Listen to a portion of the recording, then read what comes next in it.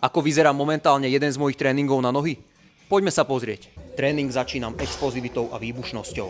Ako prvé idem preskoky cez bedňu, 3 série po 6 opakovaní. Druhý cvik, preskakovanie cez bedňu s 10 kg vestou, 3 série po 6 opakovaní. Ďalší cvik idem angličák s výskokom na bedňu s 10 kg vestou. To idem 3 série po 10 opakovaní.